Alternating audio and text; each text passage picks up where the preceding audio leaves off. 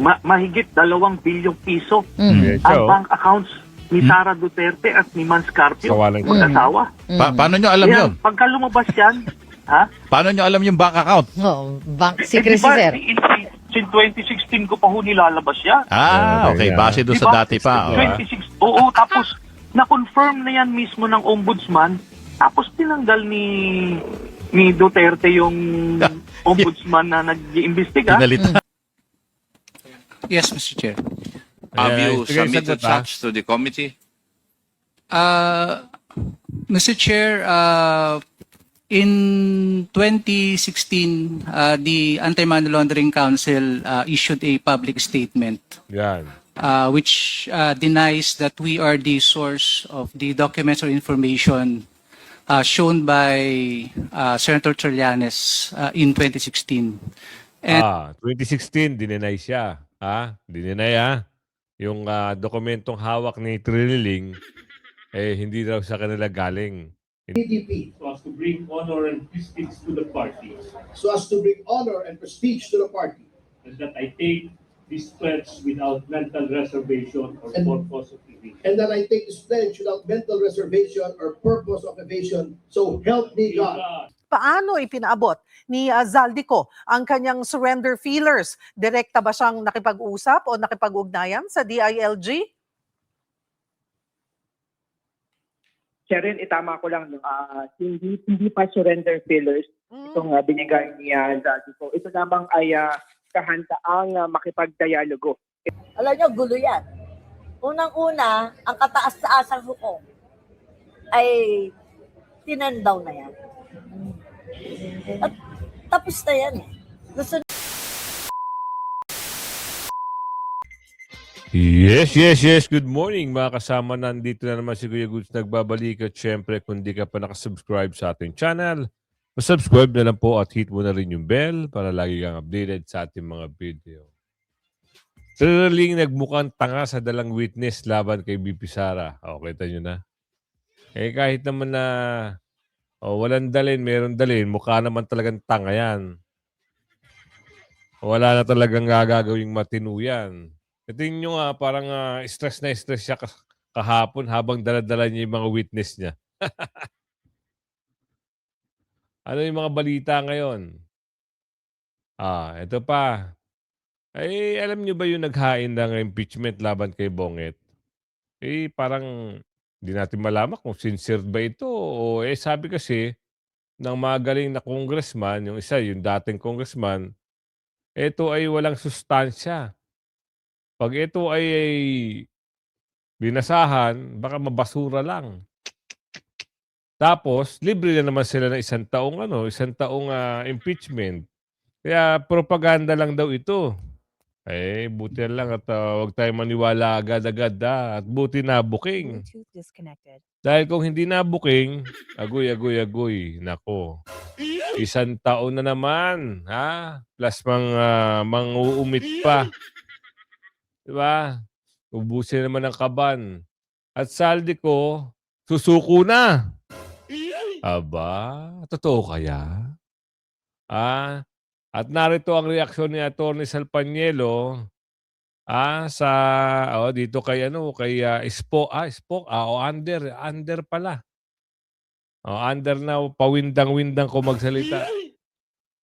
Zaldico nagpahayag na kahandaang sumuko. Susuko daw. At Senador Marcoleta, question ang pagsagot ni Pinky. Alam niyo naman si Pinky, no? Nagtanong Senador Marcoleta. Tinanong kung sino gusto magtanong sa witness. Si Senador Marcoleta nagtanong. Ang sumagot si Pinky. Anak ng bugi naman, Atty. Topacio, normal lang nanumpa bilang PDP laban. Wow. Pwede. Tatakbong senador si Atty. Topacio. Pwede. Bakit hindi? Why not? Coconut, di ba? Alamin natin ang mga balita ngayon. Si Tiriling, tingin, Trililing. May tapak ang utak niya. Trililing.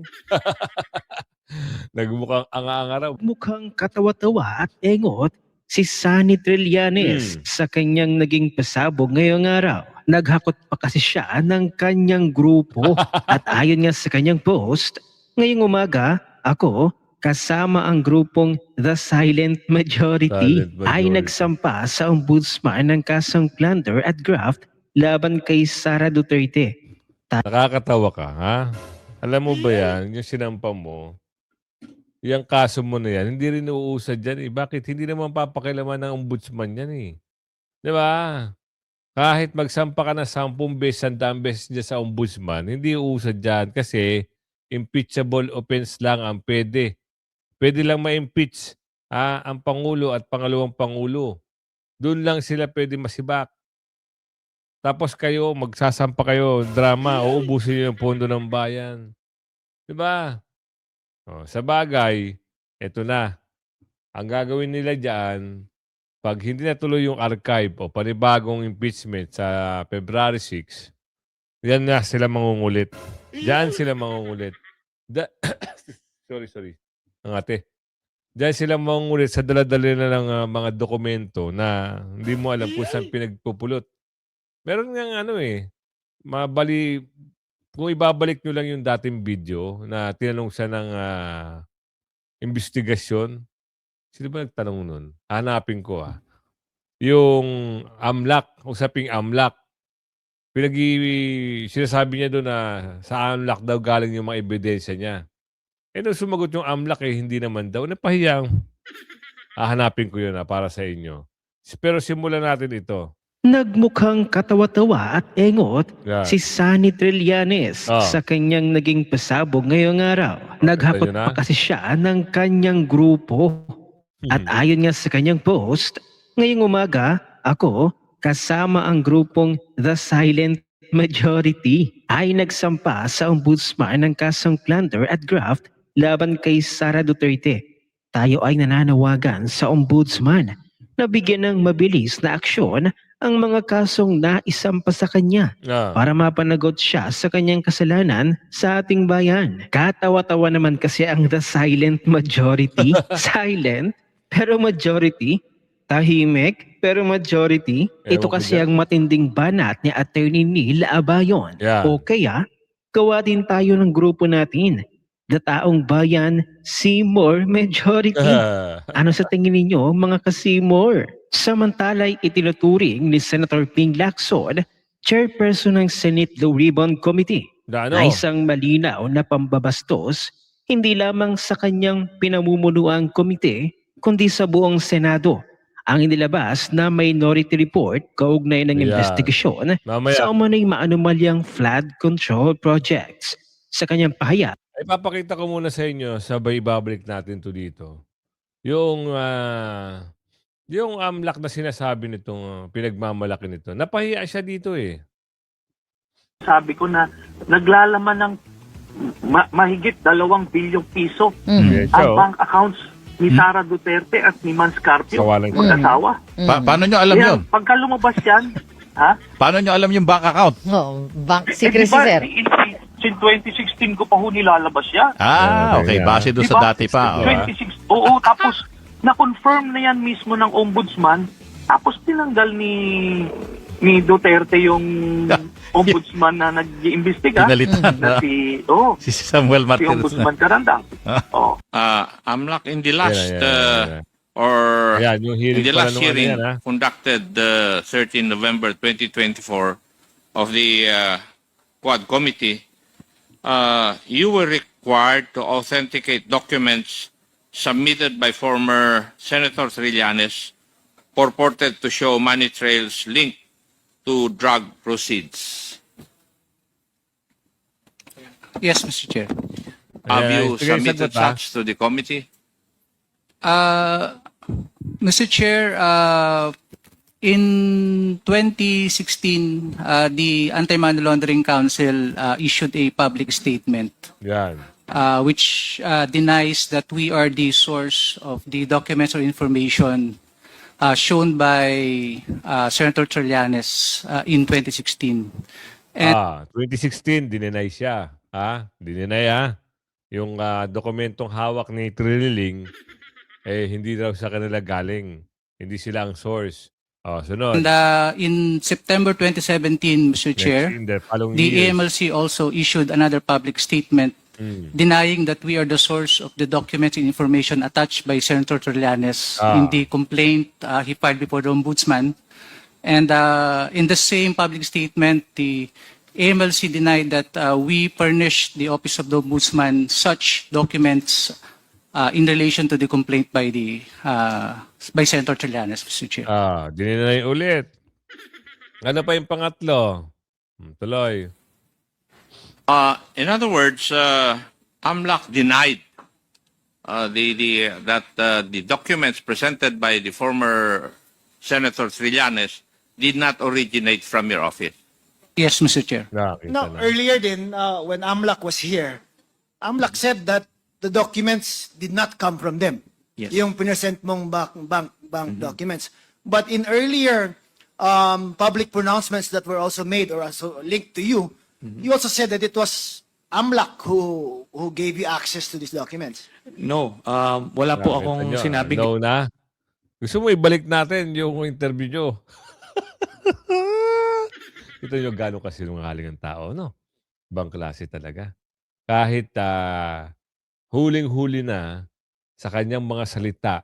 Ito video, interview via phone coverage ata to. Di ba? Sinabi niyo dun, 2016 pa raw niya dininay. Tapos ngayon, no na? Ismiyo Marimar. Tapos ngayon, may gahain ka ulit. Ayun ulit. Galing uli AMLAC. Ano ba talaga? ganon, Mr. Chairman, kasi that would be illegal. No? Kita That nyo, would be illegal na. So, ang sinabi ko po, merong nagbigay sa akin ng mga dokumento na yon. Ito yung At napakasinungaling. Ang sinabi daw may nagbigay, anak na ka ng bugi ka talaga. Wala ka na talagang matinong gagawin sa Pilipinas. Wala ka na talagang matinong gagawin. Ang gagawin mo na lang siguro talaga ay manggulo ka ng manggulo para gumulo. Sirain ang pangalan Duterte. Kakaawa ang tao ito. Pag ganito makikita nyo sa mga pamumuno, ay wag na ho kayong boboto. Sayang lang ang boto nyo dyan. Atty. Topacio, formal na. Formal ng nanumpa. Wow, ito yung kabang-abang. Ito yung aabangan mo. Kasi magaling na abogado, magaling na dumudepensa sa mga Duterte. At siyempre, pag ito naging kalyado ni BP Sara, maganda ang gagawin nito sa bansa. So napakahirap po. These are dangerous times for the political opposition. Sapagkat ibang klase po talaga itong pamahalang ito. Yan, totoo naman. Sapagkat they're now in a panic mode. They're circling the wagons, so to speak. Sapagkat nakikita po nila ang katapusan ay malapit na. Yan. Malapit na Si talaga. si Ferdinand Sumagi Topacio ay tanyag bilang batikang abogado, film producer, singer, dancer. Why not? Why not? Radio anchor, writer, friendly kapitbahay, comedian dahil sa random jokes and so on. Tama. Ang kanyang pangalan ay ironic lang, ay isinunod sa Presidente Ferdinand Edralin Marcos. Dahil pinanganak siya noong unang termino ng dating Pangulo. Hanep, kahanay niya ang pangalan ni Ferdinand Bongbong at Ferdinand Martin, no?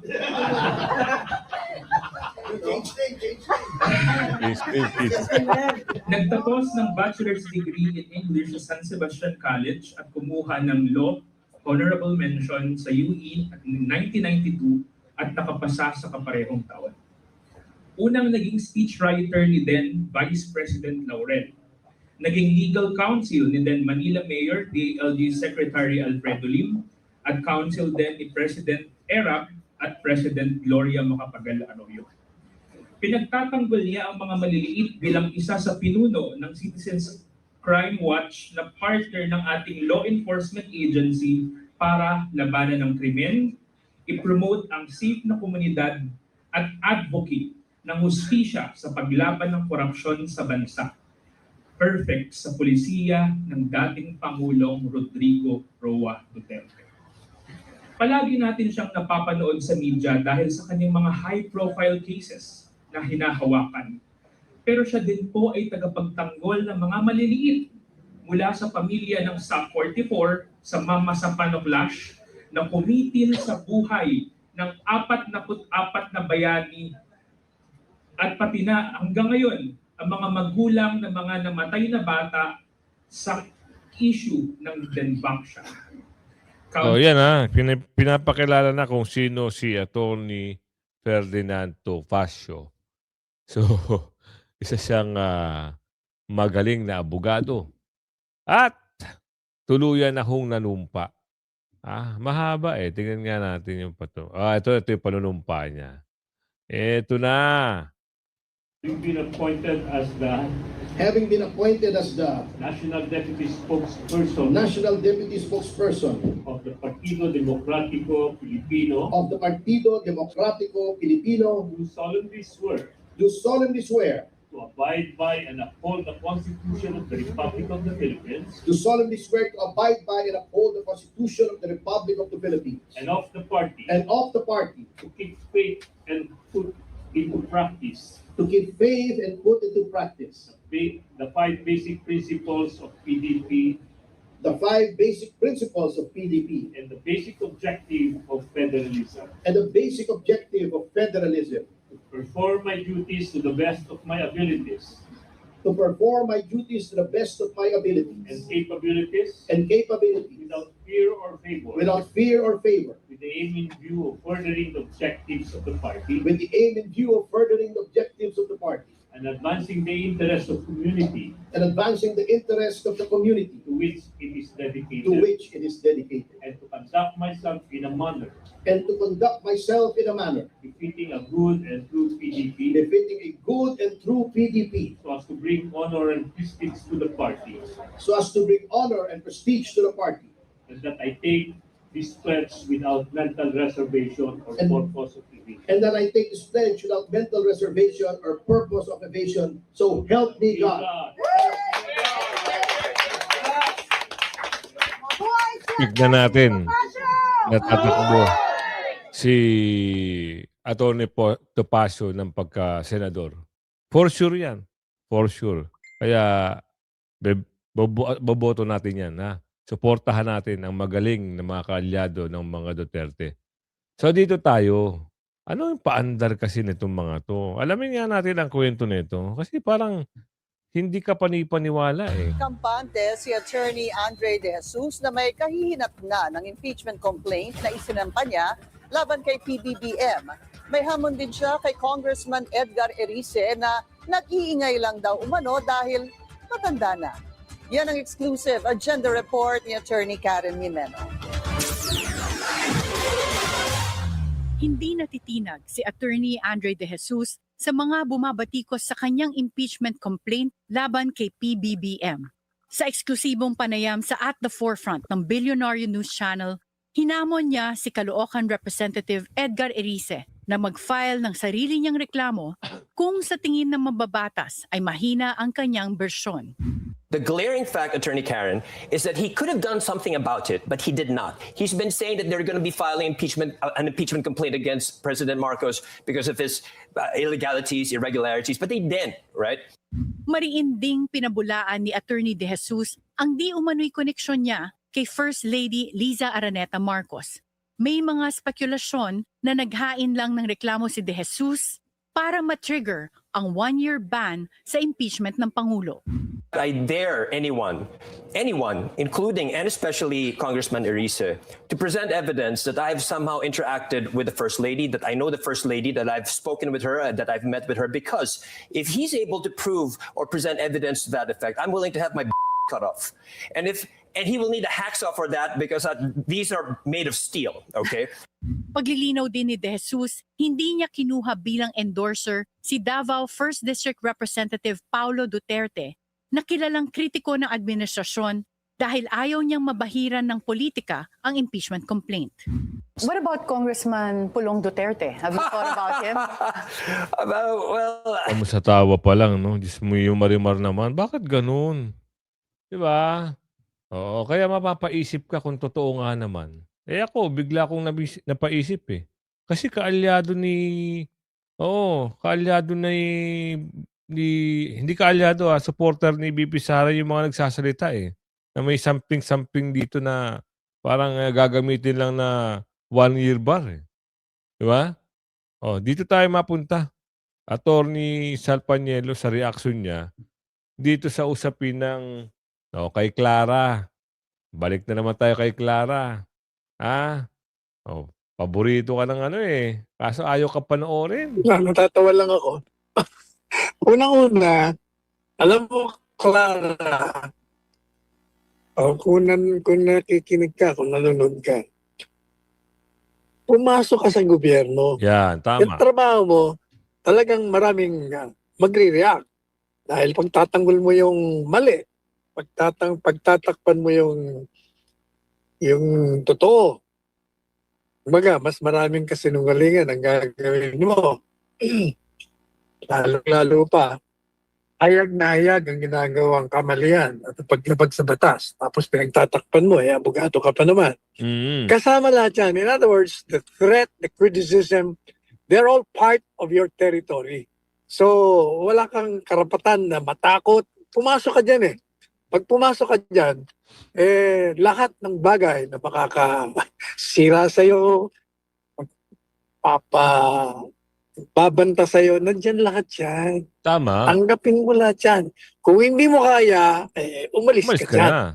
Ganun lang kasimple yan. Saka isa pa, alam mo, ikaw, ilan sa mga naging kagaya mo na nagsasalita sa gobyerno, ang pinagbabantaan, bakit naman ako? Naging tagapagsalita ako ng ilang taon. Tama. Wala akong natanggap na kahit na anong banta. Doon lang makikita mo, bakit ka pinagbabanta? Baka marami ka na kasing sinasabi rin na nakakayamot at naiinis sa'yo, kaya pinagbabantaan ka. Pero alam mo, Clara, tandaan mo pag ang tao ay pinagbabantaan, most likely hindi gagawin yan, tinatakot ka lang. Ikaw naman, natatakot ka lang agad. Kasi kung talagang sasaktan ka, sinaktan ka na. Bakit pa bibigyan ka ng warning? Kaya nga. Sipin mo nga. Kaya huwag ka masyado kasing ang hirap sa'yo kasi kahit sino-sino na lang pati si BP Sara, bilya ka ng biray. Ayan, na-back to you ka. Saldi ko, nagpahayag ng kahandang sumuko. Ano ito? Nagpahayag na raw ng kahandaang sumuko si former Congressman Zaldico sa pamahalaan. Para sa detalye, nasa linya si Brian Castillo. Brian, paano ipinaabot ni Zaldico ang kanyang surrender feelers? Direkta ba siyang nakipag-usap o nakipag-ugnayan sa DILG? Sharon, itama ko lang, hindi pa surrender fillers itong binigay ni Zaldico. Ito lamang ay kahandaang makipagdialogo. Ito yung sinabi ni Secretary Remulla kanina sa ating interview na matapos nga ang mahabang panahon ay nagpadala umano ng fillers itong si Zaldico, pero hindi para sumuko, pero para makipagdialogo. Ipinadaan daw yan doon sa grupo ng ilang mga pari. Pero sa ngayon, bine-verify pa ni Secretary Remulla itong impormasyon na yan dahil makarating lang din daw sa kanya impormasyon parang pasa-pasa lang ng from a friend to a friend, yun yung sinabi niya kanina. Kaya hanggang sa mga oras na ito ay sumusubok pa tayong kumuha ng mas detalyado pang impormasyon patungkol dyan sa sinasabing kahandaan umano ni Zaldico na mag-dialogo. So hindi pa ito surrender filler. Cheryl. Okay. Klaruhin lamang natin, Brian, ito ay ipinaabot through a group of priests. Mga pari. Yes, Cheryl, tama ka, no? Sa grupo daw ng mga pari, ipinaabot yan, pero as to the detail kung anong particular priest ba yan, kung meron ba yung religious order, wala namang detalye ipinigay itong Secretary Remulla dahil sabi niya nga ay patuloy pang bine-verify yung impormasyon na ito. Cheryl. Ano rin ang sinabi ng DILG or ni Secretary John Vic? Pagbibigyan daw ba ang hinihingi nitong dialogo? Cheryl, sabi niya Secretary Remulla, bukas pa rin naman daw sila makipagdialogo, pero ang mahalaga raw ay bumalik sa bansa o umuwi na itong si Zaldico para harapin nga yung mga kaso laban sa kanyang kaugnay doon sa flood control scandal. At patuloy na pinaghahandaan o nakikipag-ugnayan sila sa Portuguese government dahil nga sabi nila, certain sila na nandun sa Portugal itong si Zaldico. But so far, nakapagbigay din ba o may panibago bang update sa posibleng lokasyon niya o nasa Portugal pa rin si Ko? Cheryl, sabi ni Secretary Remulla, malaki yung kumpiyansa nila na nandoon pa rin sa Portugal itong si Zaldico. Kaya nga, kabilang nga sa mga nilalakad is yung extradition treaty para kung sakali mapauwi o mapabalik dito sa bansa itong si Zaldico. Nako, yan na. Nako, kung mahuli, kulong. Tapos, wala nang interview, wala nang salang-salang, diretso sa kulungan. Kasi no bail eh. Diba? Ito yung si Senador Marcoleta, kinwestiyon yung sagot nito ni Pinky. Oo. Bakit? Witness, di ba sabi niya, witness ang dapat sumagot. Bakit ito sumagot si Pinky? Talagang inelaborate pa. Pero malabo pa rin no? Kahit elaborate eh. Kasi, sinabi na yung pangalan ni Balulong ng mga witness, ni Curly, ni Gutesa, ni Zaldico, pero walang investigasyon. Talagang matindi ang pagtatakip nila kay Zaldico. Bakit kaya? Kay Balulong Anong gustong ipapansin ni Senador Marcoleta sa tagpo na yon, Nelson? Na yun naman ang tinanong niya sa naging press con kahapon, kasama niya si Senadora Amy Marcos. Yan. Okay na? Yan. Sige. Pakinggan natin, Senador Marcoleta. Meron ba kayong napansin nung tinatanong ko yung dalawang testigo kung sino po yung sumasagot? Kasi po kung nagtatanong ang isang katulad namin at dinidirekta yung tanong sa kanya, dapat siya po yung sumagot, diba? Iwanan na po natin yun kung hindi nyo napansin. Ang ibig ko lang sabihin dito, tinatanong ko po siya, bakit kaya kayo napunta doon kung ang inyong layunin lang pala ay ituro yung Diskaya na sila pala yung ginamit na nagpapaalis sa kanila dahil yung daw bagong may-ari kailangan na yung bahay at humihingi sila ng ilang panahon pa lang dahil napakahirap maglipat ng kanilang mga gamit. So yung pala si Diskaya lang pala yung itinuturo na siya yung nandun. Ayaw namang aminin ni Diskaya na hindi nga ako nakapunta dyan sa South Forbes na yan. Ba't ako na naman ang tinuturo ninyo? Pwede ko bang malaman, kayo po nagtuturo kayo, nakatakip ang mukha nyo. Ako po na tinuturo nyo, wala bang karapatan na makita ko man lang ang mukha nyo. Ayaw po, hindi rin pinaalis yung mga maskara. Pero ang isa pong importante doon na dapat napansin nyo, yung sinabi nilang address, 30 Tamarind Street. Kung napapansin nyo, yun ay bahagi ng paglalahad ni Zaldico na sinabi niya yung isang 1 billion. Yun po, nagulo rin, humaba Ang simple lang naman tanong ni Senador Marcoleta, pansinin nyo lang po, ito lang gusto niya sabihin. Sa akin pong pagkatanong, sa halip na yung dalawang witness na sumagot, hindi po sila sumasagot, kundi si Senador Ping Lacson na chairman ng Blue Ribbon Committee. Yun lang naman. Yun lang. Kaya nakaka-bad trip, di ba? Nakakainis. Yun ang kaya nga sabi, pwede ho ba magtanong, sabi ni Senador Marcoleta. Oh, yes, of course, sabi ni Yabang ni Pinky. O siya rin naman sumagot. Kabahan ka na, thrilling. Naku po, ano kaya ito? Magkakaroon ng refile ng impeachment laban kay Vice President Sara Duterte. Kung sakasakali ho magtagumpay sila na ma-impeach si Vice President Sara Duterte, ano kaya ang madudulot nito sa sambayan ng Pilipino? Alam niyo, gulo yan. Unang-una, ang kataas-taasang hukom ay tinandaw na yan. At tapos na yan. Gusto nila talagang sirain si Vice President dahil alam nila na winnable. Minahal ng taong bayan, alam nila na kung iyan yung maupo, yung mga katiwalian nila ay mabubuksan. Makikita lahat yan, mahahalukay lahat yan, yung mga nakaupong mga congressman o sino man sila, ay lahat yan ay mabubuksan. Dahil ang gobyerno na ilalagay niya, maaari pang niya malampasan ng kanyang ama.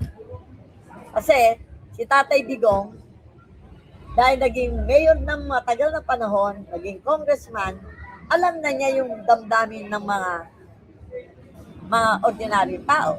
Si Inday Sara, makikita mo na may tapang. May isang salita. At alam ko yung tapang na yon at ang galing niya bilang isang abogada ay gagamitin niya sa pagbabago ng ating bayan, ng ating bansa. At tingin ko walang mangyayari dyan. At kung yan gagawin nila, malaking gulo yan. Magkakaroon ng ikatlong EDSA revolution. Maniwala kayo. Kung may kapayapaan na mga nangyari noong September, noong December, baka ito hindi na gano'n ang mangyari. Maghihimaksik na ang taong bayan. Yan ang mahirap eh. Pag naghimaksik ang taong bayan at nagkagulo, magkakaroon na yan ng sakit na.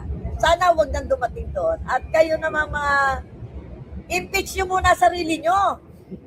Eh kayo yung may ginawang mali eh. Ayaw nyo impeach ang sarili nyo. Kayo na muna. Yung mga kurap muna sa gobyerno, yan ang unahin nyo. Yung sinisita nyo kay Vice, 125 million. Malaki pa pondo ng mayor namin dito sa Pasay, 3,871 million. Walang nang i-impeach sa kanya, walang sumisita, 125 million lang. Yung billion yun. 3,871 million ang pondo niya ng year 2025. Sa tingin ninyo, bababa yan ngayon sa year 2026? Mas malaki yan. I think gagawin niya yung 4 billion. Isa lang alkalde yan Ang pondo lang ng Pasay is only 9,350 million ng 2025. Ang pondo niya is 30% o 35% ng budget ng buong Pasay. 3,871 million. Kay Vice President, 100. Kayo naman, pinatatawa nyo naman ako eh. Tama. Huwag nyo kaming patawanin at loko-lokohin. Hindi naman lahat ng Pilipino ay kaya nyong bolahin. Maging makatotohanan po tayo. Ako, wala akong galit sa inyong mga nakaupo. Kaya lamang po, ayaw nyo po kasi itama ang sistema ng gobyerno. Yun, doon na tayo. Kaya siguro, nagtutulong-tulong sila pabagsakin si BP Sara, gusto nilang pagpatuloy yung kanilang pagnanakaw. Kaya kung umabot ka sa video natin ito hanggang sa muli, paki-like and share ho. Wag yung tantanan ang pag-share hanggang sa muli. Bye-bye!